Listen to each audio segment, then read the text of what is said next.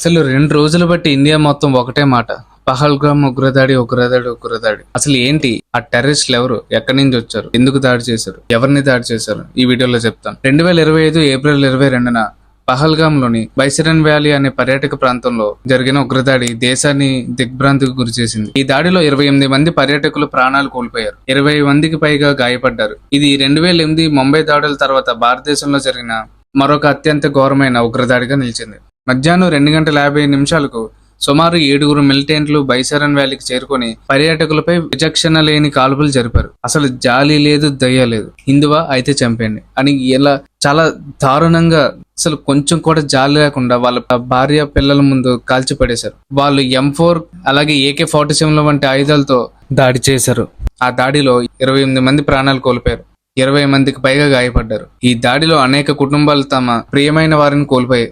కొంతమంది స్థానికులు తమ ప్రాణాలు పణంగా పెట్టి అక్కడికి వచ్చిన పర్యాటకులను రక్షించారు. ఒక మిలిటెంట్ ను అడ్డుకునే ప్రయత్నంలో ప్రాణాలు కోల్పోయారు అక్కడ ఒక స్థానికులు. ప్రజెంట్ ఇప్పుడు బాధితుల కుటుంబ సభ్యులతో ఇంటర్వ్యూలు జరుపుతున్నారు. ప్రధానమంత్రి నరేంద్ర మోదీ తన విదేశీ పర్యటన మధ్యలో ఆపేసి దాడిని తీవ్రంగా ఖండించారు. కేంద్ర హోంమంత్రి అమిత్ షా శ్రీనగర్ కు వెళ్లి పరిస్థితిని చూస్తున్నారు. భారత ప్రభుత్వం పాకిస్తాన్ తో ఉన్న ఇండస్ వాటర్ ఒప్పందాన్ని తాత్కాలికంగా నిలిపివేసింది. అలాగే పాకిస్తాన్ తో ఉన్న సరిహద్దులను మూసివేసింది. ప్రధానమంత్రి హోంమంత్రి ప్రసంగాలు ఇస్తున్నారు. ఈ దాడిని ప్రపంచవ్యాప్తంగా ఖండించారు. అమెరికా అధ్యక్షుడు డొనాల్డ్ ట్రంప్, బ్రిటన్ ప్రధాని, అలాగే రష్యా ప్రధాని వంటి నాయకులు తమ సంతాపాన్ని వ్యక్తం చేశారు. అంతర్జాతీయంగా నాయకులందరూ తమ సంతాపాన్ని ఇండియాకి తెలియజేశారు. ఈ దాడి కాశ్మీర్లో పర్యాటక రంగాన్ని తీవ్రంగా ప్రభావితం చేసింది. ఈ ఘటన కాశ్మీర్లో శాంతి స్థాపనపై ప్రశ్నలు ఇచ్చింది. అసలు అందరూ ఎంజాయ్ చేసే టైంలో సడన్ గా వచ్చి ఎక్కడి నుంచి వచ్చారో తెలియదు. ఆ టెర్రరిస్టులు వచ్చి వాళ్ళ హిందువులు పేర్లు అడిగి మరీ చంపేశారు. వాళ్ళు ఓన్లీ మగవాళ్ళనే చంపారు.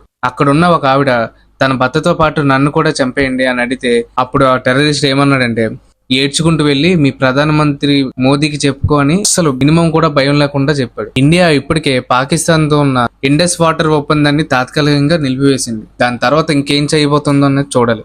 ఈ దాడిలో చాలా మంది అమాయకులు చనిపోయారు. అలాగే ఇండియా తన నెక్స్ట్ పథకాన్ని ఎలా అమలు చేస్తుంది, ఏం అమలు చేస్తుందో తెలుసుకుందాం. జై హింద్.